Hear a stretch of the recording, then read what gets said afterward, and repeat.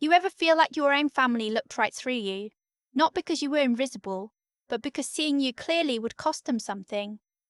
I've been sitting with that question for almost 2 years now, and I think I finally understand the answer. The night everything changed, I was wearing a blue wrap dress I'd bought on sale at Am Taylor. $43. I remember because I'd felt a small, quiet pride about it. The fabric was soft, the colour was right, and I thought I looked put together in that understated way I'd always preferred. My hair was down, small pearl earrings, my grandmother left me, low block heels. I did not look like someone who needed to apologise for herself. But the moment my sister opened the door to a Scottsdale house and looked me up and down, really looked, the way you assess something before deciding whether to keep it or donate it, I felt that pride quietly leave the room. "You're wearing that," she said. Not a question. "Hello to you too," I said. She stepped aside to let me in without another word, but I caught the look she gave her husband as I passed. The slight lift of her chin, the almost imperceptible shake of her head. I know that look. I grew up inside that look. My sister is 3 years older than me and has spent most of those years making sure I understood the distance. She married well.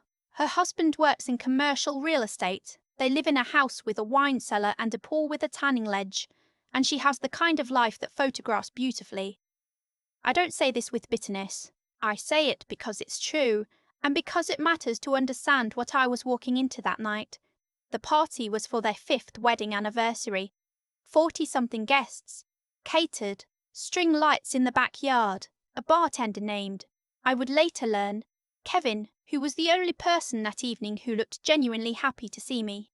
"What can I get you?" he asked, and I almost cried at the warmth in it. "Sparkling water," I said. "Please." I move through the party the way you move through a party where you only know 3 people and 2 of them are avoiding you. I smiled. I complimented things. I stood near the appetizer table longer than was probably normal because it gave me something to do with my hands. At one point, a woman I didn't recognize looked at me and then looked at my dress and then looked at me again. "Are you one of the servers?" she asked. Genuinely, no malice, just genuine confusion. I told her I was the hostess's sister. She said, "Oh," in a tone that suggested this information did not compute, and then she drifted away. I stood there for a moment holding my sparkling water. I thought about my apartment back in Phoenix, 35 minutes away, where my cat was probably asleep on the couch and nothing had a judgment attached to it. Then I went to find my sister. I found her near the fire pit with a group of her friends, laughing at something. She looked radiant. She always looks radiant at her own parties. It's a skill I genuinely admire even now. "Hey," I said, touching her arm lightly. "Do you need help with anything?" She turned, and for just a second I saw it again. That flicker of something. Assessment.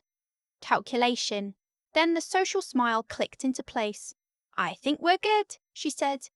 One of her friends, a woman in a white linen blazer, glanced at me with the polite disinterest of someone who has already decided you're not relevant to their evening.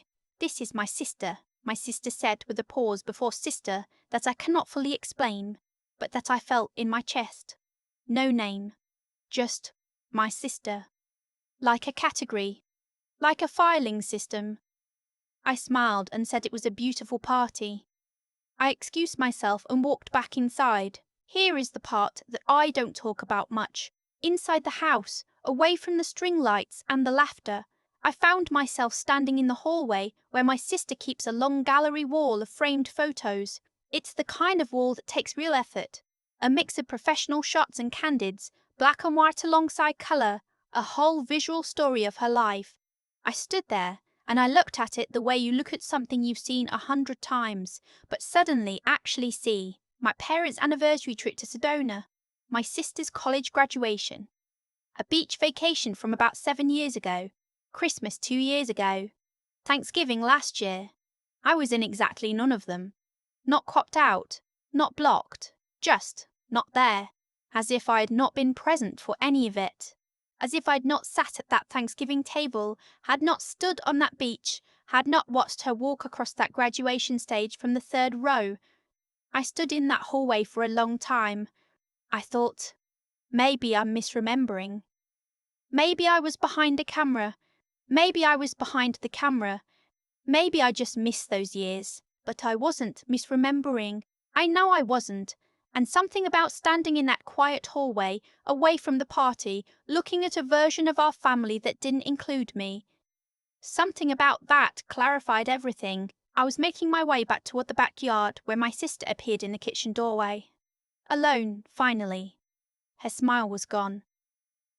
"Can I talk to you for a second?" she said. It wasn't a question. She walked me toward the laundry room, the actual laundry room, just off the garage, and closed the door partway. "I need you to understand something," she said. "Tonight is important to us. These are Devon's clients, his colleagues, people who matter to his career." "Okay," I said. "And I need you to not be a distraction."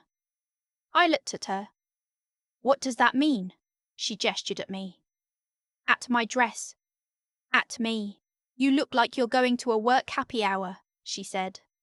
"This is a formal event. People notice these things. Devon's boss is here." I felt something go very still inside me.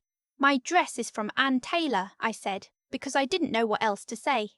"I know you don't have a lot of money," she said, and the gentleness in her voice was somehow worse than cruelty would have been. "I'm not trying to embarrass you. I'm just saying maybe it would be better if you headed out early, before dinner. That way you don't have to feel out of place." She said it like she was doing me a favor. She said it like she was protecting me. I stood in her laundry room, next to her dryer that probably cost more than my monthly rent, and I looked at my sister. This woman I had grown up with, shared a bedroom with until I was 12, held when our father left, sat beside at our mother's hospital bedside, and I felt something I had never quite felt before. Not hurt. I was past hurt.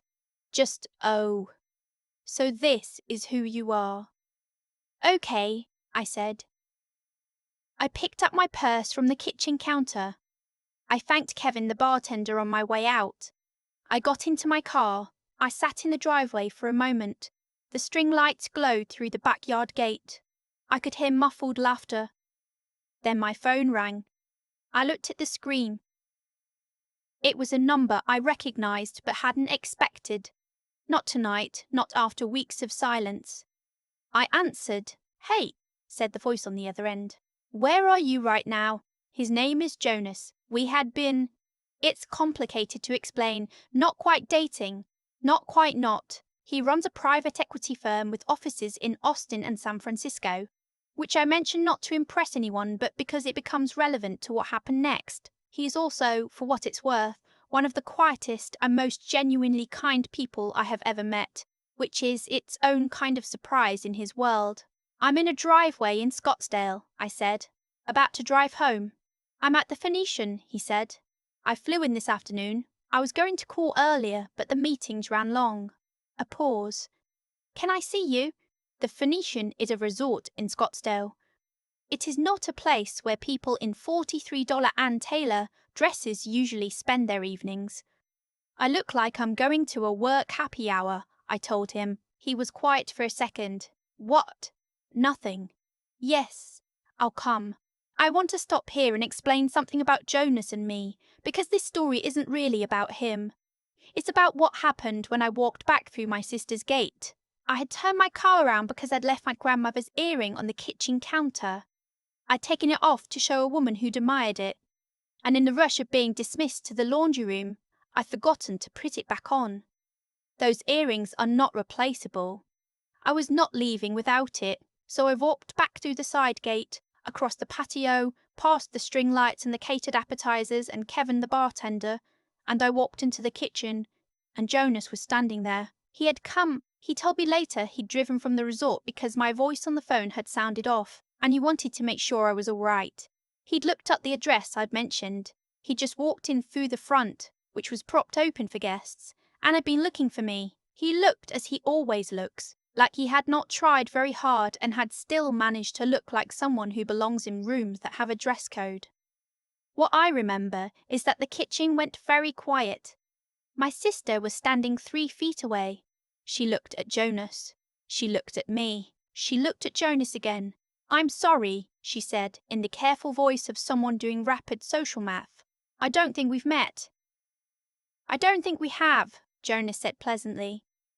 He put his hand briefly at the small of my back, just briefly, just hello, and looked at me. Ready? 1 second, I said. I found my earring on the counter. I put it back on. Then I looked at my sister. She was staring at me with an expression I had never seen on her face before. Not quite recognition. Something more uncomfortable than that. The expression of someone who has just realized that the equation they've been calculating for years might have had the wrong variable in it the whole time. I didn't say anything. I had said enough. Years of enough. Small enough and accommodating enough. And trying enough. It was a beautiful party, I said, and I meant it genuinely. The string lights really were lovely. Then I walked out. The drive to the Phoenician took 11 minutes. Jonas followed in his rental. We sat outside on a terrace with a view of Camelback Mountain, and I drank a glass of wine and told him what had happened, the whole of it, including the laundry room and the gallery wall, and the woman who thought I was a server. He listened the way he always listens, without interruption, without the impatient urge to fix, without offering me a solution before I'd finished feeling the problem. She told you that you looked cheap, he said when I'd finished. She said I looked like I was going to a work happy hour. He looked at me for a moment. You look beautiful, he said. Just that. Not performative, not trying to make me feel better. Just a statement, like a fact he was recording. I looked out at the mountain. The sky was dark now and very clear, and the city lights below us were just starting to come alive. I keep thinking about the wall, I said. What wall? Her photo wall. Every family event for the past 7 years. I'm not in a single one. He didn't say anything for a moment. That's not an accident, he said. No, I said, I know. And I did know. I had probably known for a long time, in the way you know things you're not ready to look at directly. My sister had not accidentally left me out of every photo for 7 years. She had curated a version of her life, our family. And in that version, I was inconvenient. I didn't fit the frame. I wasn't the right aesthetic for the gallery wall. I was, to use her word, cheap. Or rather, I was the version of our family she didn't want to display. I thought about my mother, who died 14 months ago, quietly, in a way that didn't get a party or a gallery wall, just a small service, and the 4 of us in a hospital room, and I thought about what she would say if she could see that wall. If she could see what had and hadn't made the frame, I think she would have been sad in that specific way she had, where she didn't say anything, just looked at you until you understood. 3 weeks later, I was at a conference in Austin for my work. I'm a program manager for a healthcare nonprofit, which I mention because it was, somewhat indirectly, how I'd first met Jonas at a fundraising event 18 months earlier. We'd been in that grey zone ever since, both of us a little afraid to name it. That week in Austin, something shifted. I don't know how else to describe it. We had dinner 2 nights in a row and walked along the river and talked until the restaurants closed around us. On the 3rd night, he told me he'd been trying to figure out how to ask me something for 4 months. He asked. I said yes. We are not engaged. I want to be clear about that, because I told this story to a few people and it tends to get embellished. We are together officially, finally, in the unambiguous and named way I'd wanted for a year and a half. That's enough. That's actually everything. My sister called me 6 weeks after the party. I had not reached out. I had not explained or justified or sent a careful text. I had gone home that night, held my cat, and gone to sleep. And in the morning I had felt, for the first time in a long time, like I had not done anything wrong. When she called, I let it ring once before I answered. I've been thinking, she said. I waited. I think I was hard on you, that night. You were, I said. You know how important those events are for Devon, and I worry about how things look. I know, I said, and I think I didn't mean it the way it came out. I sat with that for a moment. The window of my apartment was open, and I could hear the neighbour's dog, the distant hum of traffic, the ordinary sounds of a life that had been quietly good for a long time without me noticing. "Can I ask you something?" I said. "Of course. The photo wall in your hallway. Every family event for the last 7 years. Why am I not in any of them?" The silence that followed was long enough to be its own answer. I I choose photos based on how they turned out," she said. "The composition, the lighting. 7 years," I said. "Not one." Another silence. "I don't think I realised," she said. And I actually think she believed that.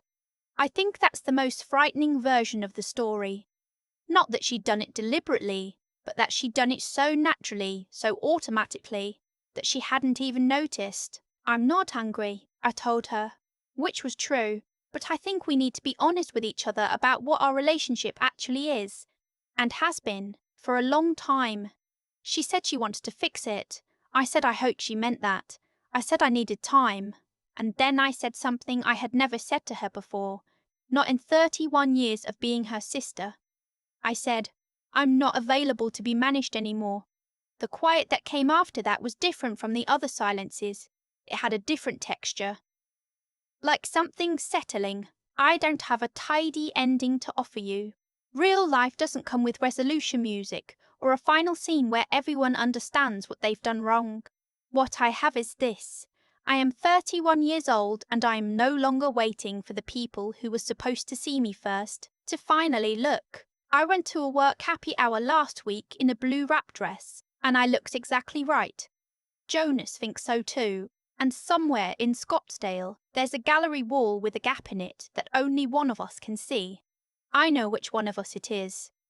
I used to think the hardest thing about being underestimated was the sting of it. The moment it lands. The breath you take right after, trying to decide whether to feel it or push it down. But I was wrong. The hardest part isn't the sting. It's the slow, quiet accumulation, the 100 small moments you explain away, the looks you reinterpret charitably, the gallery walls you stand in front of without letting yourself count what's missing. That's where the real cost lives, not in any single night. In all the nights before it, when you talked yourself out of what you already knew. What happened at my sister's party wasn't a surprise. If I'm honest, and I'm trying to be, finally, it was just the first time I let myself see it clearly, instead of finding a softer explanation. There's a version of that evening where I leave the laundry room and go back to the party and smile and stay until dinner is served and drive home telling myself she was stressed. She didn't mean it. She's just particular about appearances. I have lived inside that version so many times I know every room of it. I know exactly where the exits are and how I always chose not to take them. What I did instead was leave. Not dramatically. Not with a speech. I just picked up my purse, thanked the bartender, and walked to my car. That's it. That's the whole act of self-respect. So small it almost doesn't look like anything. But something about doing the small thing, the undramatic right thing, created space for everything else. Jonas called. I answered honestly instead of pretending I was fine. He came, and when he walked into that kitchen and put his hand at my back, it wasn't a rescue. I want to be clear about that. I had already left. I had already chosen myself, quietly, before anyone was watching. What he did was simply confirm, in front of someone who needed to see it, that the version of me my sister had been trying to minimize was not actually the real version. That's how it tends to work. Not as punishment, not as reward, just as consequence. The choices you make about your own dignity have a way of shaping what you attract and what you repel. My sister spent years curating a life that looked a certain way, and in doing so, slowly, she curated me out of it. She didn't do it with malice. I genuinely believe that. She did it with the casual, unconsidered ease of someone who had never been asked to examine it. And I spent years letting her. Not because I was weak, because I loved her and I kept choosing the version of the story where we were okay. The intelligence I had to build, slowly, unglamorously, was the kind that tells you the difference between loyalty and self-erasure. They can look similar from the inside. Both involve staying quiet. Both involve accommodating someone else's comfort. but one of them cost you nothing and the other costs you everything, and the bill arrives gradually enough that you don't always notice until you're standing in a hallway looking at 7 years of photographs you're not in. I'm not angry at my sister. Anger would mean I'm still waiting for her to change the equation. I'm not. I changed it. That's the only part that was ever mine to do. I drove home that night in a $43 dress, and I felt, for the first time in a long time, like the space I took up in the world was exactly the right size. That feeling, I'm keeping it. I earned it, the slow, unglamorous way, and no one is taking me to the laundry room to discuss it.